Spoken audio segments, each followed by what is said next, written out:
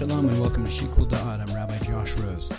This week's Torah portion throws us into a confusion of time, a jumble of past and present that needs us to sort it out. Parshat Beshalach is the parasha of the redemption. The Israelites are finally freed from Egypt. The sea splits and they sing the magnificent Song of the Sea, a moment that we reenact in Shul this Shabbat morning. If you've never been there for it, I suggest you come check it out.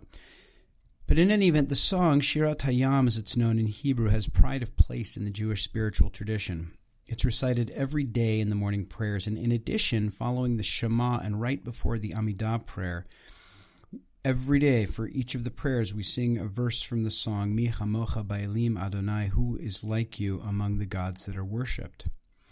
And yet, there's a well-known conundrum right at the introductory phrase just before the song itself. Here's the verse. Az yishir Moshe v'nei Yisrael teshira zot l'Adonai, vayomer lemor ashira l'Adonai ki ga'o ga'asus v'rochvo rama v'yam. Then they sang, Moses and Israel did, this song to Hashem. They said, I will sing to Hashem, for he has triumphed gloriously, horse and driver he has hurled into the sea. An unremarkable introduction, but in fact, the verb they sang is actually a future tense verb.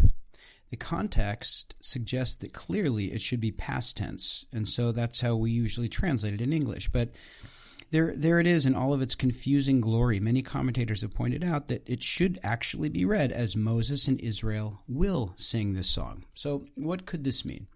Well, it's been said that this is an allusion to the final future redemption of which Yetziat Mitzrayim, the redemption from Egypt, is just a taste.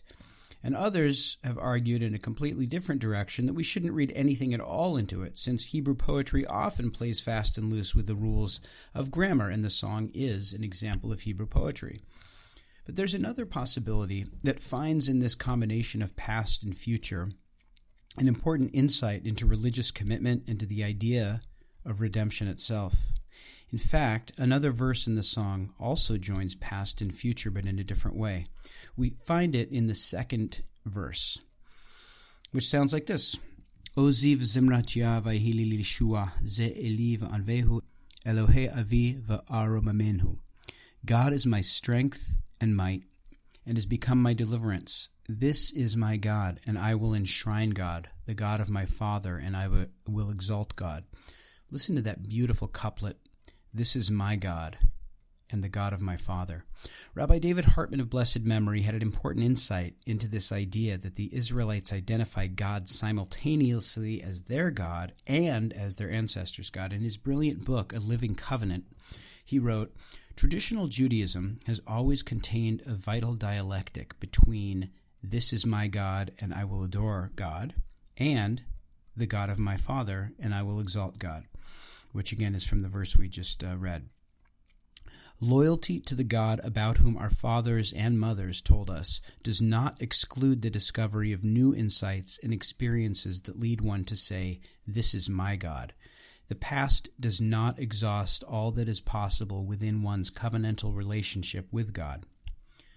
Now, Rashi spells out the nature of this dialectic to which Hartman points between these two aspects of the God relationship and his take on the verse.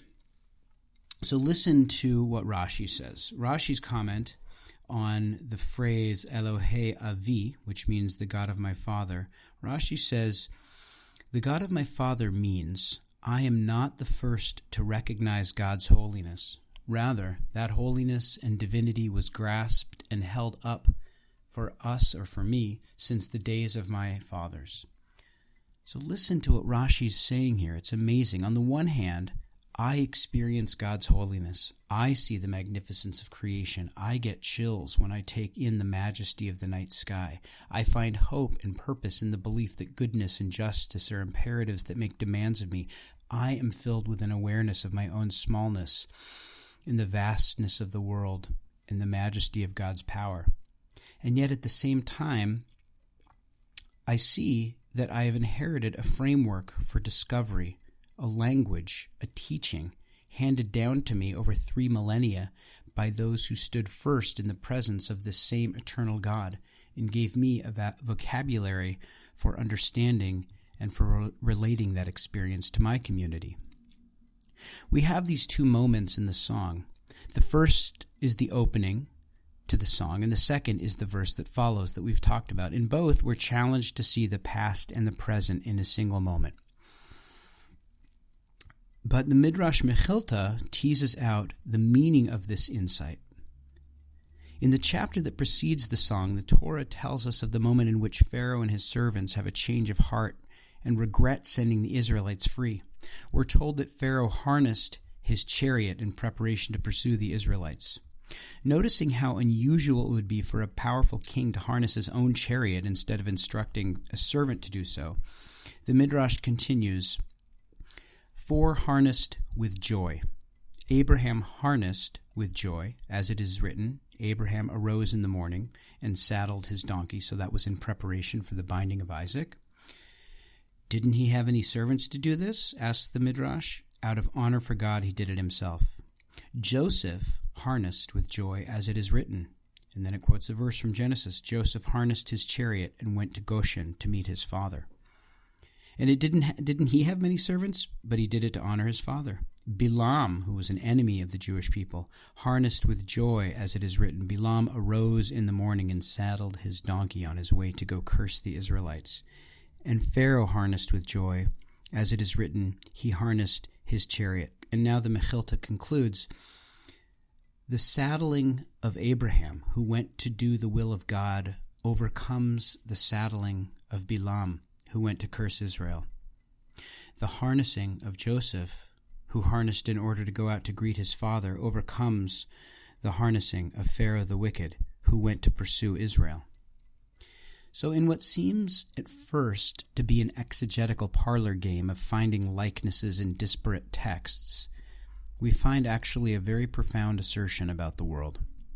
The Mekhilta is less interested in the parallels in the text than in making a moral claim. Each act of goodness that is done by a person eventually overcomes the evil act of someone else down the line.